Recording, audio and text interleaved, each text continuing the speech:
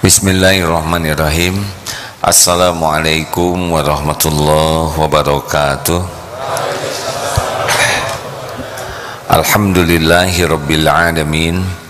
Alhamdulillahilladzi anzala sakinah fi qulubil mu'minin liyazdadu imanan ma'a imanihim. Allahumma salli wa sallim wa barik ala Muhammadin wa ala alihi wa ashabihi ajma'in. Segala puji bagi Allah Subhanahu wa ta'ala yang maha tahu segala keperluan kita, lebih tahu dari kita sendiri, karena yang menciptakan keperluan kita adalah Allah. Segala puji bagi Allah yang selama hidup ini pun kita dicukupi oleh Allah. Sadar tidak sadar bahwa selama hidup ini keperluan yang tidak kita tahu dan juga yang kita tahu, keperluan kita dicukupi oleh Allah. Jadi bukan kecukupan itu bukan sesuatu yang tidak terjadi. Kita dicukupi oksigen, dicukupi segala nutrisi yang kita tidak paham sehingga kita masih hidup normal seperti ini. Segala puji bagi Allah yang janji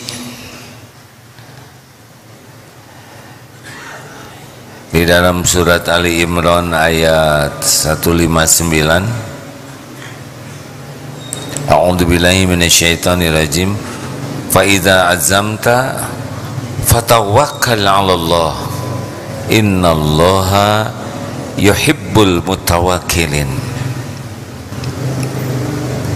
Apabila engkau sudah membulatkan tekad, bertawakallah kepada Allah. Jadi perintah, bertawakallah kepada Allah, karena Allah mencintai orang yang tawakal. Jadi salah satu amalan yang membuat kita dicintai Allah adalah tawakal. Di dalam surat At-Talaq ayat 2 dan 3, a'udzubillahi minasyaitonir wa may yattaqillah yaj'al lahu makhrajan wa yarzuqhu min haitsu la yahtasib wa may yatawakkal 'ala Allah fahuwa hasbuh. Barang siapa yang bertakwa, wa may yattaqillah yaj'al lahu makhrajan, maka baginya jalan keluar dari persoalan apapun juga, apapun persoalannya pasti ada jalannya kalau kita takwa. Dan Allah memberikan rizki yang tidak diduga-duga, dan barang siapa yang bertawakal kepada Allah maka Allah cukupi. Jadi ketawakalan ini adalah amalan yang dicintai Allah, yang membuat hidup kita akan dicukupi. Jadi kalau ada di antara kita yang merasa serba kekurangan, penyebabnya adalah kurang tawakal. Imam Malik, semoga Allah merahmati beliau, gurunya Imam Syafi'i, berkeyakinan dari hadis ini, bahwa ini hadisnya saya bacakan, bahwa kalau seseorang bertawakal kepada Allah seperti tawakalnya burung. Dari ini hadis yang populer sekali, hakikat tawakal, dari Umar bin Khattab radhiyallahu anhu. Rasulullah sallallahu alaihi wasallam bersabda, "Lau annakum kuntum tawakkaluna 'ala Allahi haqqa tawakkuli." Seandainya kalian bersungguh-sungguh tawakal kepada Allah haqqa tawakkuli, dengan tawakal yang sebenar-benarnya, sungguh Allah akan memberikan rezeki kepada kalian sebagaimana seekor burung yang pergi dalam keadaan lapar dan pulangnya dalam keadaan kenyang. Ini hadis riwayat Imam Ahmad, Tirmizi, An-Nasai, Ibnu Majah, dan berkata ini adalah hadis hasan sahih. Jadi kalau orang yakin sekali kepada Allah, ya, bulat kepada Allah, maka Allah akan mencukupi sebagaimana burung yang pergi tanpa akal, ya, burung tanpa akal seperti manusia, pergi perut kosong, pulangnya kenyang. Nah, kata Imam Malik, pokoknya bulat saja kepada Allah, yakin. Kamu lakukan saja apa yang menjadi kewajibanmu. Kalau ngajar, ngajar. Kalau kerja, kerja. Kalau belajar, sungguh-sungguh. Nanti rezeki akan ada. Kalau kata Imam Syafi'i, semoga Allah merahmati beliau, beda pendapat ini. Justru harus ikhtiar dulu, burung juga terbang baru ketemu dengan rezekinya. Nah, pemahamannya kalau ini melakukan saja, hati yakin, lakukan apa yang menjadi kewajibanmu, pokoknya ketemu dengan rezeki. Kalau ini harus jemput rezeki, rezeki ada tapi harus dijemput. Emang ada beberapa versi, yang satu menceritakan Imam Syafi'i ini membantu orang. Yang baca itu ada yang membantu orang yang memotong anggur. Nah, sesudah membantu lalu diberilah upah berupa anggur. Tuh kan, saya harus ikhtiar dulu baru dikasih anggur. Benar pendapat saya, dalilnya sama yang tadi, ya, hanya sudut pandangnya berbeda. Dibawalah ke gurunya, tuh guru, saya ikhtiar, akhirnya saya dapat anggur, nih coba. Kasihkan anggurnya ke gurunya. Kata gurunya, saya sibuk ngajar, tadi saya kepikir, duh kalau ada anggur seger enak nih, sekarang ada tuh anggur kesini. Bisa dipahami tidak hadirin? Ini memang agak berat, ya, tidak semuanya langsung paham deh. Maha anggur deh. Jadi dua-duanya mengalami hal yang sesuai dengan keyakinannya. Nah, tingkat keyakinan setiap orang itu beda-beda. Makin yakin kepada Allah, makin terjamin.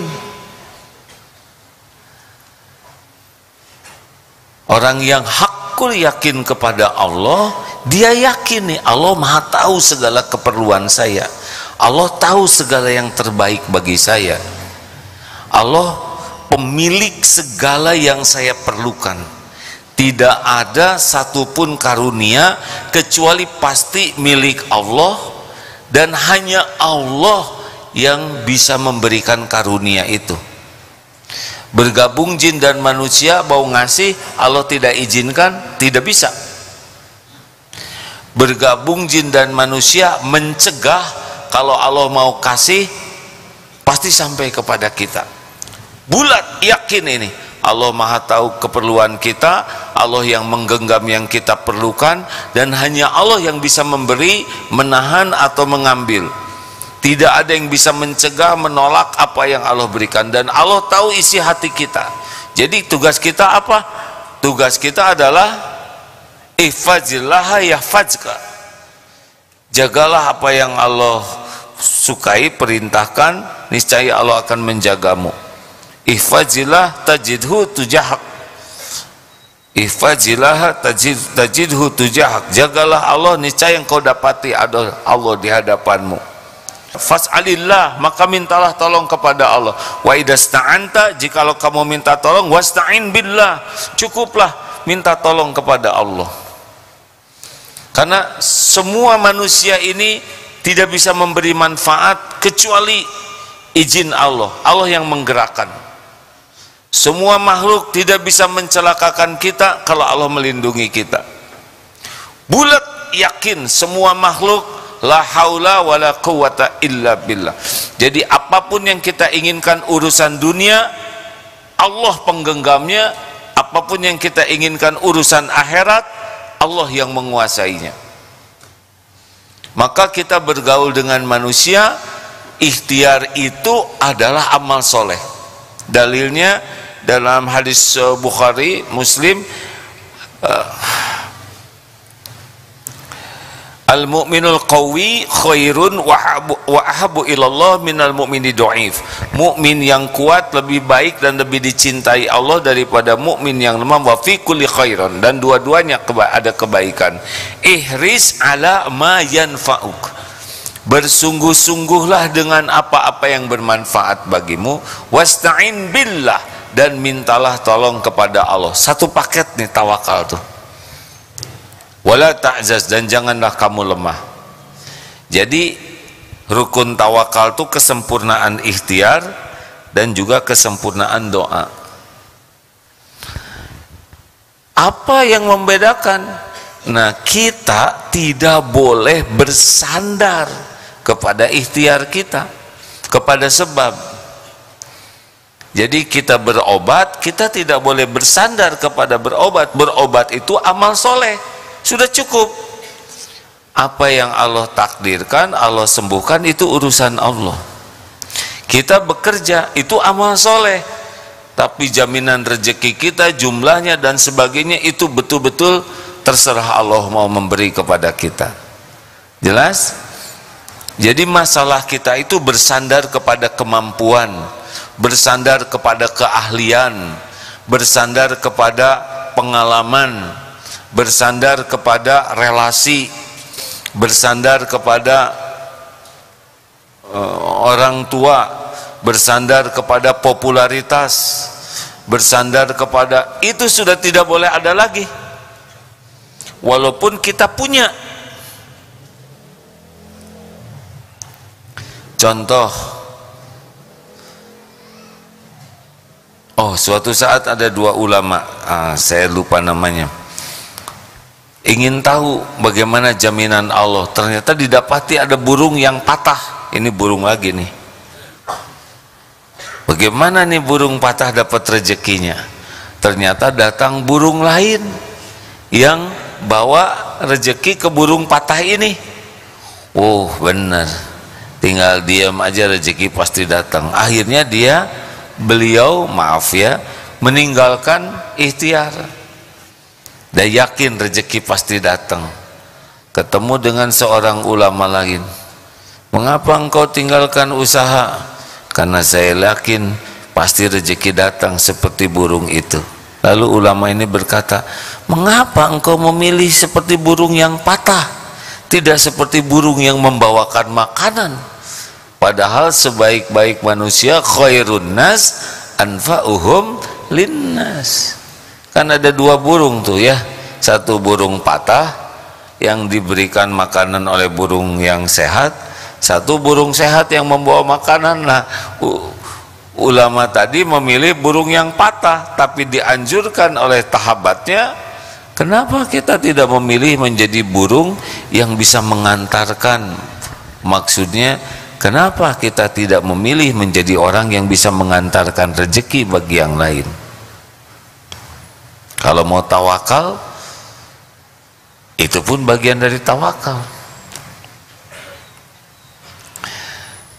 Jadi Bapak Ibu, hati tawakal tuh bulat saja. Misal, ini ada perkataan yang sangat bagus. Coba kutip ya, karena perkataan ini lebih baik dari rangkaian yang bisa sampaikan.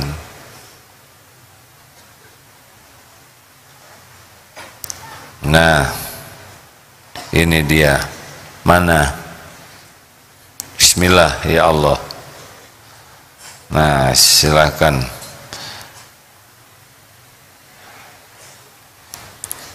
Dalam hadis yang tadi itu ya.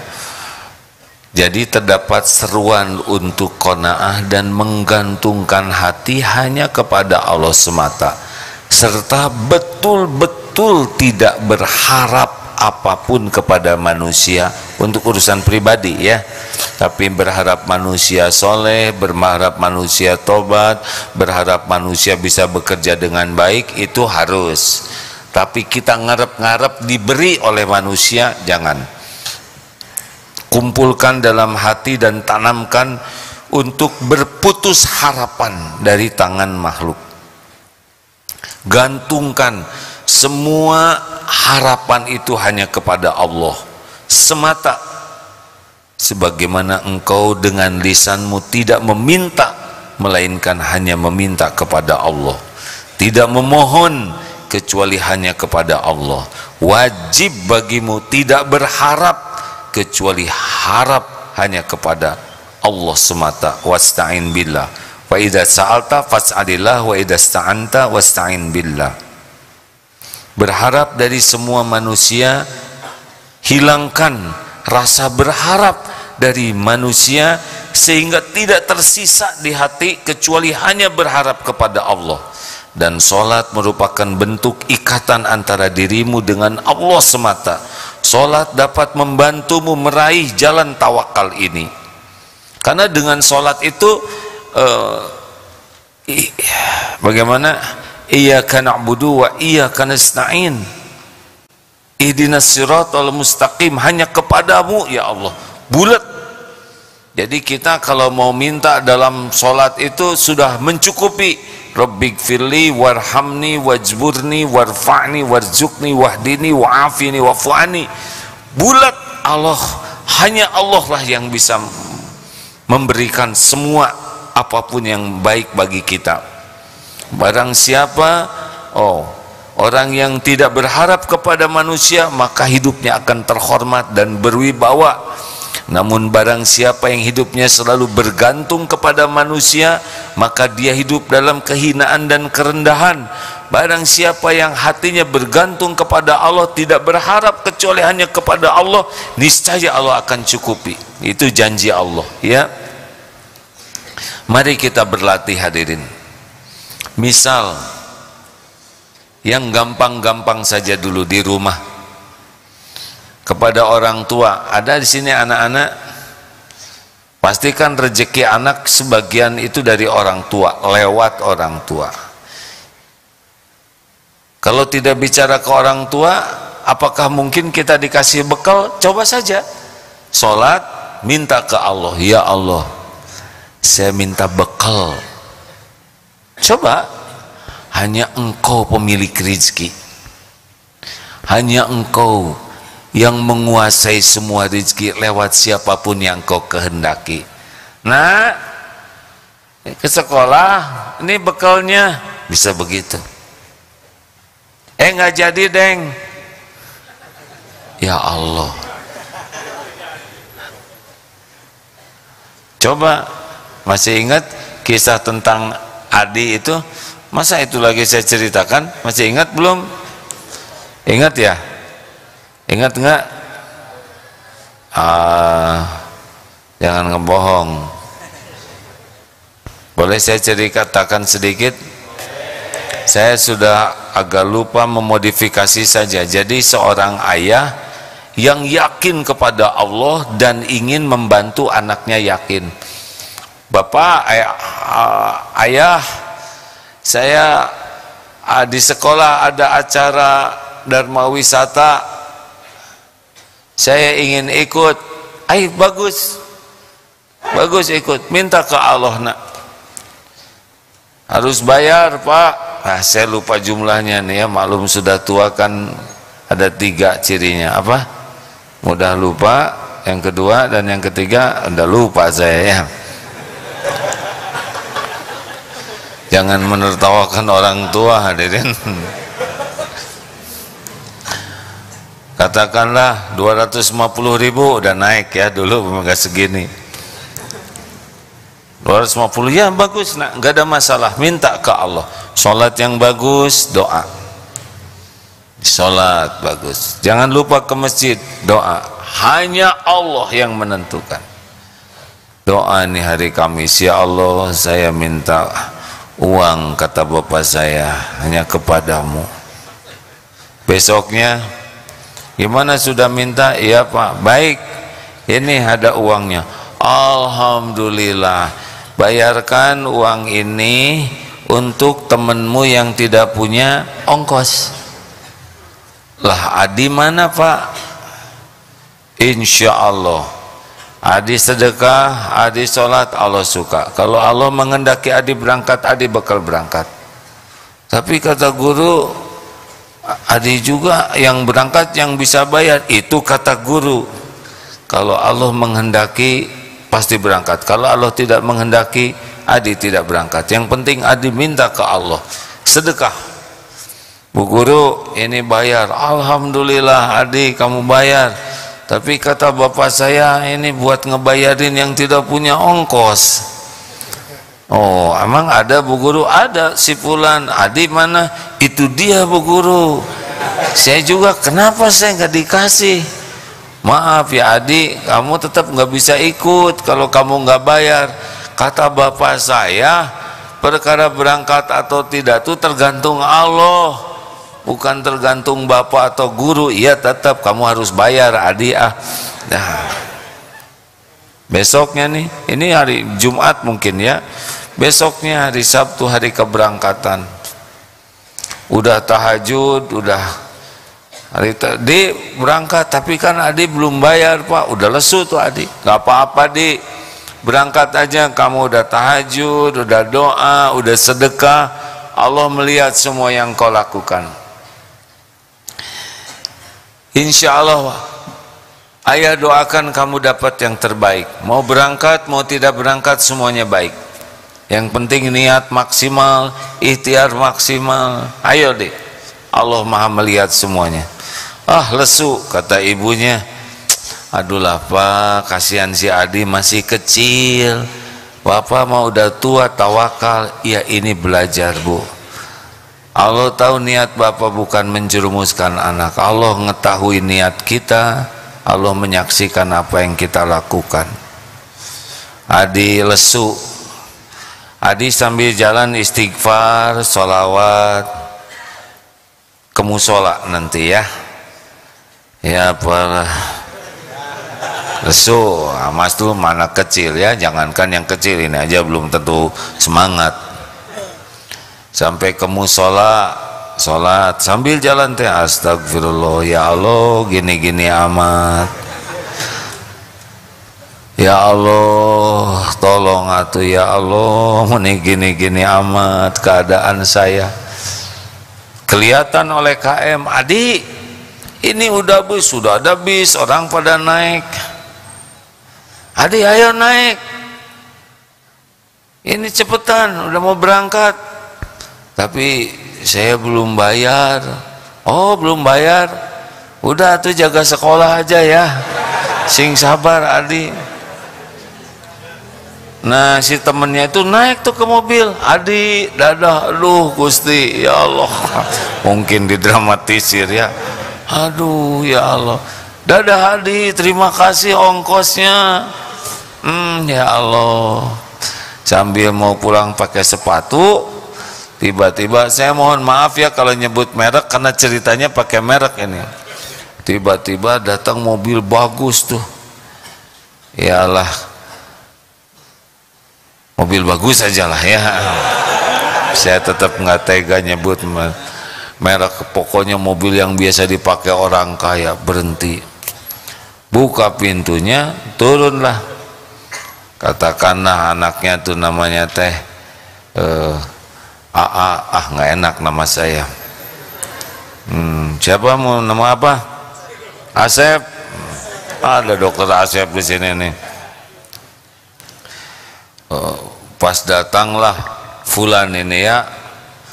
Adi, pada kemana nih kok sepi gini? Oh Sep, kamu telat, udah pergi barusan. Hah, telat? Langsung balik ke mobil. Ibu, mobilnya udah pergi. Ya udah nggak apa-apa. Gimana dong? Udahlah nggak apa-apa nak. Yuk kita ibu antar aja. Ibu juga nggak ada kegiatan. Itu siapa temenmu? Itu si Adi Bu. Adi kenapa kamu nggak pergi? Saya belum bayar. Adi belum bayar Bu. ajak sini nemenin kamu Sep. Adi ikut, kata ibu saya. Benar nih, ayo. Naiklah Adi ke mobil. Pintunya kebuka sendiri. Tahu kan mobil apa? Wah, beneran? Bener. Nah, ayo naik sayang, ayo temenin ini Asep. Ya, udah telat tadi macet, gak apa-apa, gampang kok, bisa diantar. Yuk naik. Ya Allah, naik, duduk, pakai safety belt, enak. Pintu nutup sendiri. Nangis tuh Adi. Adi, kenapa kamu nangis? Kata, baru pertama kali ya naik mobil ini. Aduh, siapa? Kata ibu, gak boleh gitu, Sep. Kenapa kamu nangis? Ya ingat kata bapak saya, yang membuat bisa pergi itu bukan guru, bukan bapak, tapi Allah. Orang desek-desekan naik bis, Adi enak naik mobil ini.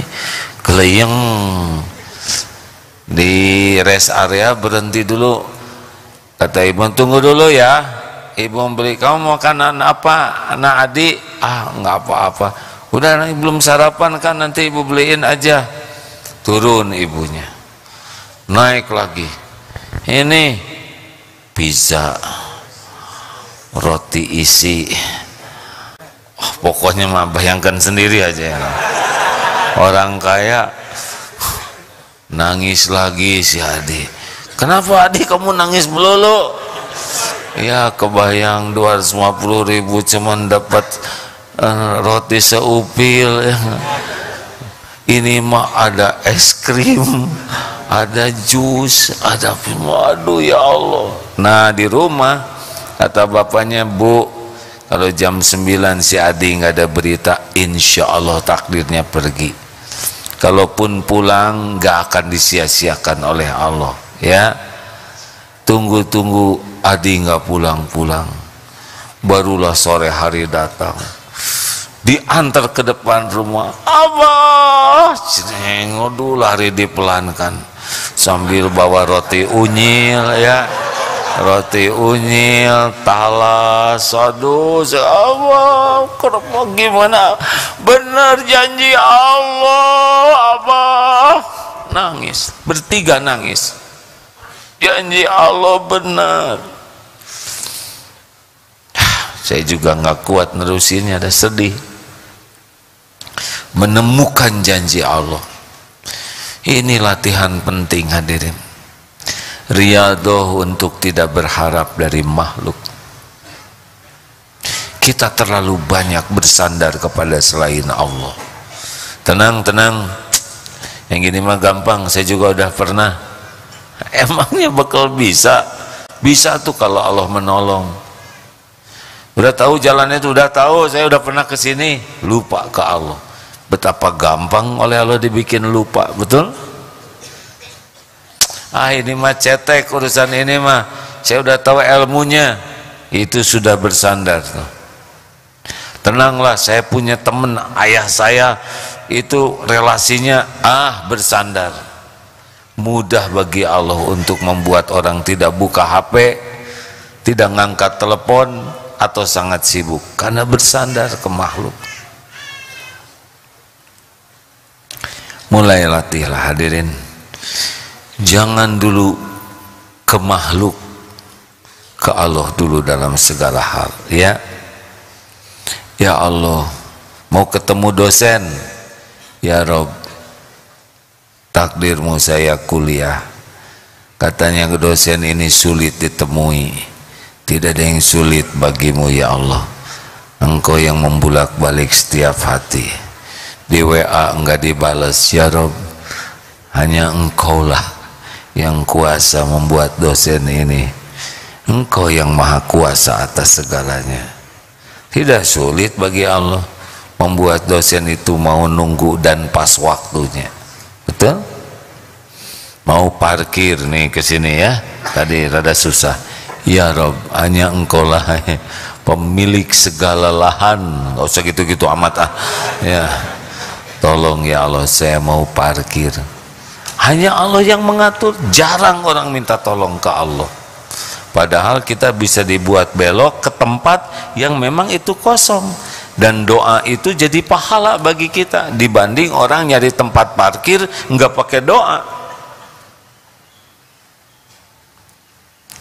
Makanya orang-orang yang tawakal itu pasti tenang dan tidak stres. Karena apa? Karena setannya tidak bisa nipu. Innahu laisa lahu sultanun 'alal ladzina amanu wa 'ala rabbihim yatawakkalun. Sesungguhnya setan itu tidak ada kekuasaan atas orang-orang yang yakin kepada Allah dan bertawakal kepada Rabbnya. Wah, kamu udah umur 27 belum dapat jodoh. Kalau yakin ke Allah, saya ini ciptaan Allah. Ini yang 27 ikhwan atau hot misalnya? Kamu kan udah, jangan ikutan. Akhwat, misalkan sudah kepala 3. Ya Allah, saya ciptaanmu, milikmu. Engkau tahu saya berharap pendamping. Hanya engkaulah ya Rabb yang menentukan jodoh. Dan kalau Allah memberikan jodoh, enggak ada terhalang oleh umur, oleh rupa, oleh penghasilan. Kalau Allah mau kasih pasti jodoh tuh. Tambah umur tidak tambah stres, karena yang memberi umur juga Allah. Tapi wajah saya kurang cakep. Kalau yang punya jodoh yang cakep-cakep aja, gimana kita ya nggak? Ada jodohnya. Makin yakin, ana inda dhanni abdi bi, aku sesuai dengan prasangka hambaku. Jadi kalau kita saya mah udah kayak gini, udah itu yang terjadi. Saya mah udah semangat terus. Ini menarik sekali hadirin. Di kantor kerja aja yang bagus, nggak usah pusingkan karir, tidak usah pusingkan pangkat, jabatan, kedudukan. Penting kerja jadi amal soleh, kerja yang terbaik. Wahai Allah, engkaulah penjamin rezeki hambamu, entah dari mana saja, engkau yang maha tahu. Yang penting jadikan kerja saya ini jadi amal soleh, semangat, disiplin, tepat waktu, enggak pernah melalaikan amanah, gigih. Allah lihat tidak? Jawab, Allah lihat tidak? Allah tahu niatnya, Allah menyaksikan yang dia lakukan. Gampang bagi Allah tuh, diatur sedemikian rupa. Gaji mungkin hanya UMR, tapi Allah memberi sesuka Allah, tidak harus seperti gaji terus. Gaji itu hanya sebagian kecil dari karunia Allah. Sebagian besar rezeki kita tuh tidak terbayangkan, tidak terduga sama sekali, betul? Makanya nggak capek hati itu. Jual beli hakul yakin, dagang itu adalah amal soleh, niatnya lurus, caranya benar. Perkara pembeli, ada yang bawa rezeki kita, ada yang cuma bagian nawar, ada yang bagian nyicipin, gak apa-apa. Semuanya adalah ladang amal bagi kita. Mau nawar berapa aja, nggak usah pakai sakit hati. Tidak setiap calon pembeli bawa rezeki kita, tapi semua calon pembeli bawa calon pahala kita. Kalau kita niatnya benar, nggak jadi beli, nggak apa-apa. Udah nawar di kita, makan nyicipin punya kita, belinya ke sebelah, ya nggak ada masalah. Kalau rezeki ke sebelah, kenapa kita sakit hati? Kita udah beruntung punya kita ditelan, ya. Tapi rugi gak? Kita ngebahagiain orang aja udah jadi amal soleh. Nggak ada dengki-dengkian, nggak ada dengki-dengkian. Mau ngapain dengki? Allah ngebagikan rezeki sesuka Allah, Kenapa kita ikut campur kepada Allah? Benar? Enak hadirin. Makin yakin kepada Allah, setan susah nipunya. Kalau setan susah nipu, kita jadi tenang. Fokus saja apa yang Allah perintahkan, kerjakan dengan baik. Kalau jadi guru, ya ngajar aja dengan ikhlas, dengan baik, lurus, nanti rezeki lewat mana saja. Benar-benar rezeki itu tidak harus terbayangkan oleh kita. Allah sudah tahu kok keperluan kita. Kontrakan saya mau habis, ya nggak usah ngomong sama saya, ya. Wahai yang maha tahu kontrakan mau habis. Saya tidak mengajarkan doa begitu ya, tapi hati. Engkau maha tahu ya Rabb. Hanya tinggal beberapa hari lagi dan belum ada uangnya. Saya tidak akan minta-minta kepada makhluk selain kepada Engkau. Kalaupun harus bicara ke makhluk, niat ikhtiar saja ya. Kang, kontrakan saya habis, sampai saat ini saya belum cukup uangnya untuk bayar kontrakan. Kalau tidak keberatan dan ada izin Allah, saya niat pinjam, tapi saya juga belum kepikir bagaimana mengembalikannya. Saya tidak berani menjanjikan, karena ini pun bicara hanya ikhtiar aja. Allah sedang mendengarkan dan menyaksikan ikhtiar ini. Oh maaf Kang, saya juga kontrakannya habis. Nggak apa-apa, berarti kita sama-sama kontraktor. Nggak apa-apa Kang, nggak apa-apa. Sebelum saya bicara dengan Akang juga saya sudah doa, ya Allah, kalau Akang ini jadi jalan rezeki mudahkan, kalau enggak tetap jadi amal soleh bagi beliau. Nggak ada luka, nggak ada tegang, nggak ada stres, yakin. Termasuk mau ngelamar, tawakal, ya Allah, Engkaulah yang menentukan jodoh setiap hambamu. Mustahil ada yang berjodoh tanpa izinmu. Kalau memang yang saya lamar ini adalah memang jodoh yang Kau tetapkan, yang terbaik bagi dunia akhirat, mudahkan. Kalau tidak ya jangan. Tok tok tok, Pak, saya berniat melamar. Ngaca dong. Saya sudah ngaca Pak. Maaf ya Dek, kita enggak level. Adek harus tahu diri lah ya. Alhamdulillah. Jadi maksudnya gimana Pak? Ditolak Dek, masa enggak ngerti sindiran? Oh ya sudah, enggak apa-apa Pak. Ya enggak apa-apa, nanti coba lagi ya, sebulan lagi datang lagi. Ada apa Dek?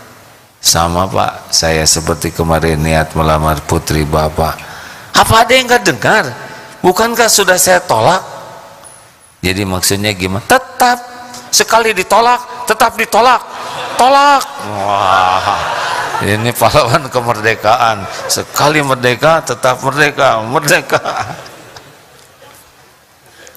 Dah, sebulan lagi coba datang lagi. Bagaimana mungkin? Saudara kamu udah ditolak 2 kali. Pak Siti Hajar, Sofa, Marwah 7 kali Pak. Ini saya baru 3 kali. Besar kemungkinan lebih dari Siti Hajar Pak. Luar biasa saudara. Baru saya lihat lelaki yang begitu tangguh. Kebetulan ada keponakan saya yang belum dapat jodoh. Coba saya tanyakan mau nggak sama dia ini. Tapi saya maunya sama putri Bapak.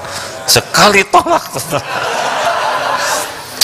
Nggak tahu ujungnya kayak apa cerita ini hadirin. Kalaupun bukan jodohnya, pasti dibuat hatinya tenang. Karena orang yang tawakal itu tidak disia-siakan oleh Allah. Dia sudah mewakilkan urusannya kepada Allah. Dia ikhtiar sebagai amal soleh. Kalau memang tidak jodohnya, hatinya dibuat puas, tidak kecewa. Nggak ada broken heart, nggak ada.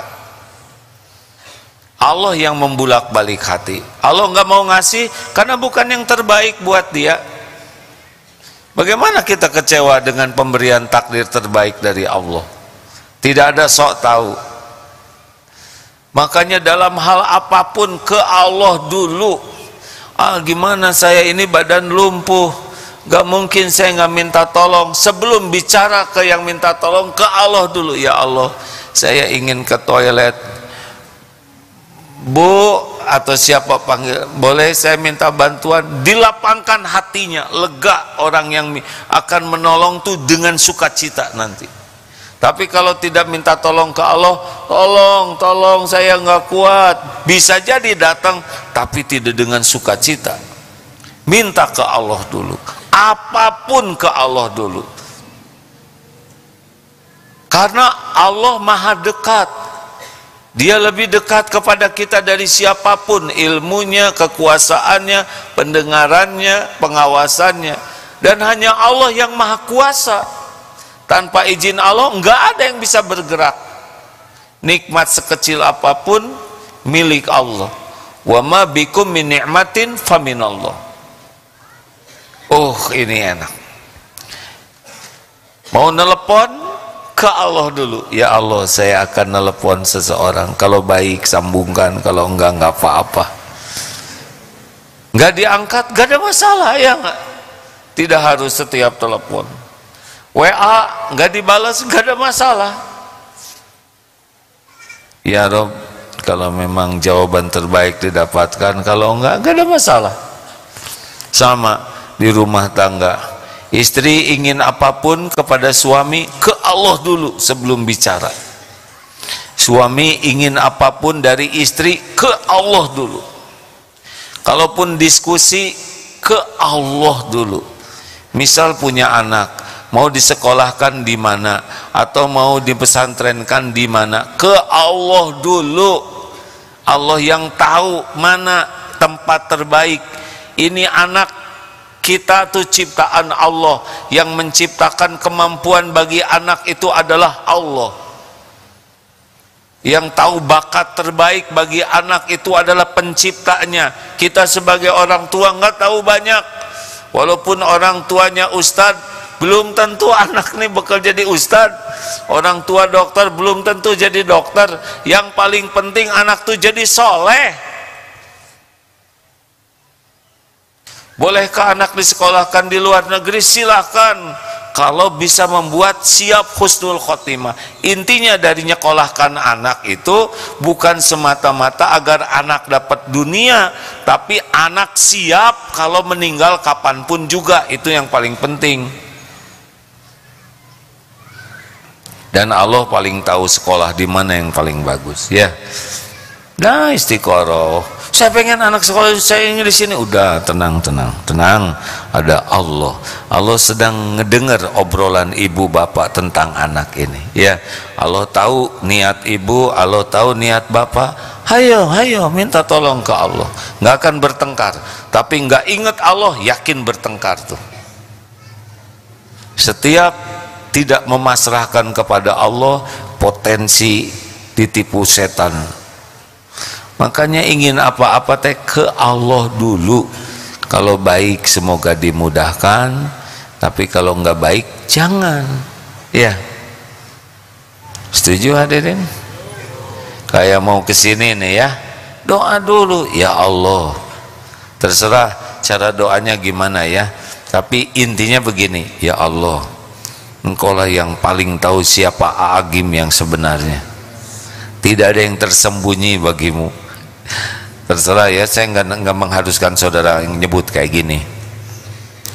Kalau toh ceramahnya benar, membawa kebaikan, mudahkan saya bisa menyimaknya. Kalaupun menyesatkan, jangan saya dengar ya Allah. Tapi kalau ada yang tergelincir, perbaikilah.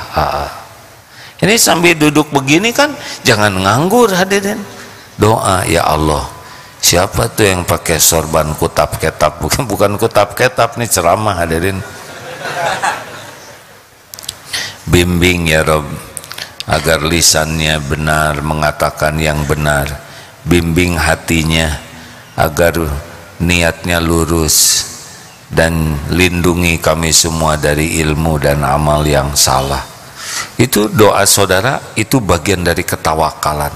Saya bicara sangat berpeluang tergelincir kata-kata, mungkin niat, mungkin salah yang saya sampaikan, tapi karena saudara doa dan doanya dikabul, yang mau ngomong salah tidak jadi. Luar biasanya mengandalkan Allah dalam segala hal. Jangan suka berharap dikasih oleh makhluk ya.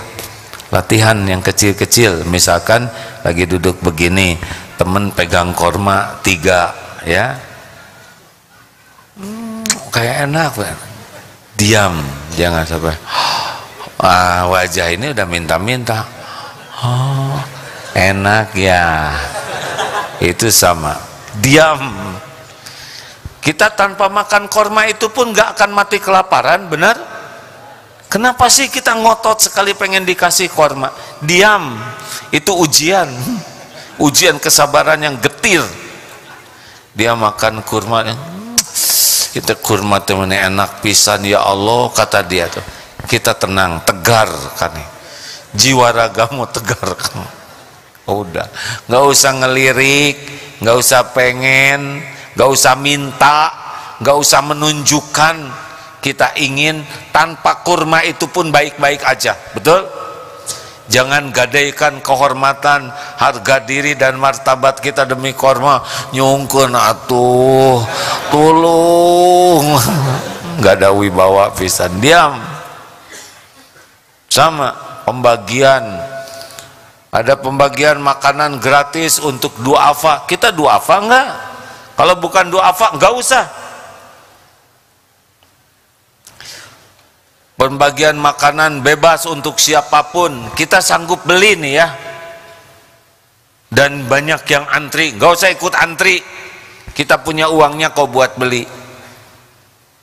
Kalau kita akan ada rezekinya, demi Allah nanti kita akan dapat kotak itu. Tapi kita sudah benar-benar ngejaga izah kita.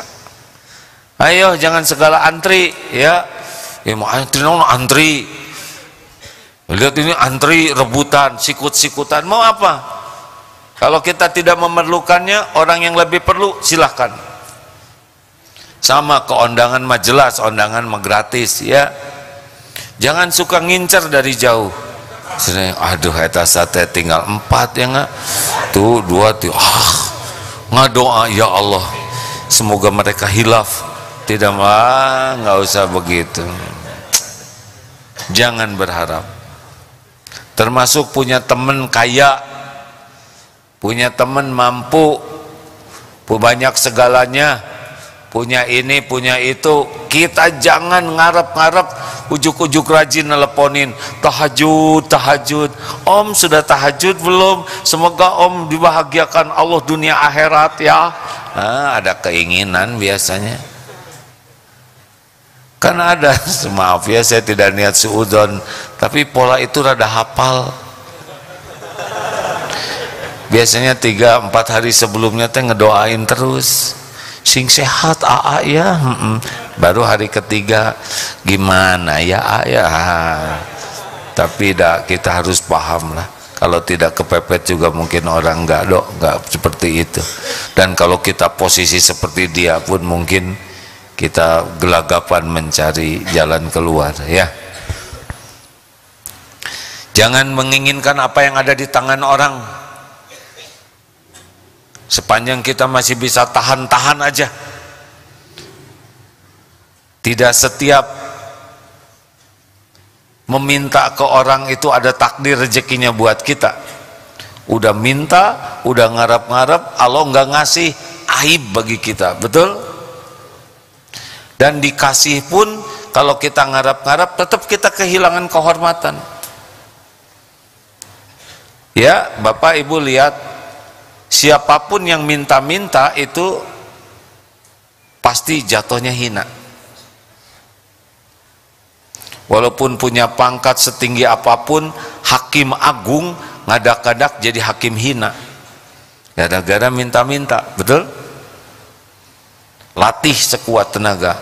Kalaupun qadarullahnya kita membutuhkan pertolongan orang, minta tuh mulut saja, hati ke Allah tetap, karena Allah yang kuasa menggerakkan supaya tetap jadi amal soleh.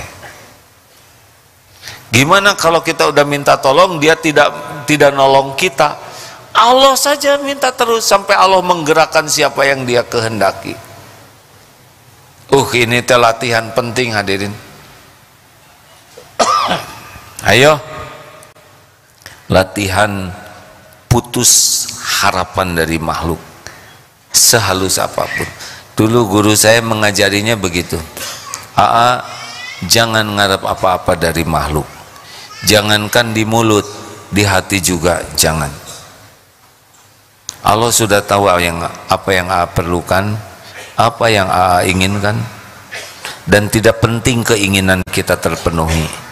Yang penting adalah yang terbaik dari Allah yang datang ke kita, bukan yang kita inginkan. Tahu siapa orang yang paling apes? Orang yang menginginkan sesuatu yang memang tidak ada di dalam rencana Allah untuk kita. Kita akan menderita. Kalau kita tidak tawakal, kita akan menderita oleh keinginan kita. Masya Allah, 1 jam sudah hadirin bicara. Sudah segitu saja. Latihan jangan ngarep apa-apa dari makhluk untuk kepentingan pribadi kita, ya. Setuju? Dari yang kecil-kecil WA pasrahkan ke Allah. Walaupun contreng biru 2 di atasan tulisan online, tetap tenang ya Rob. Hanya engkau minta tolong ke orang hanya lisan. Datang ke dokter, jangan berharap dokter menyembuhkan. Dokter tolonglah, hanya dokterlah satu-satunya harapan. Jangan. Dok, saya sedang sakit sekali memang, semoga dokter jadi jalan dari Allah, saya bisa sembuh. Obat sama, perawatan sama, hasil belum tentu sama. Kenapa? Karena yang menyembuhkan adalah Allah. Kalau belum sembuh, tidak usah kecil hati. Pasti Allah punya rencana terbaik bagi kita. Begitu?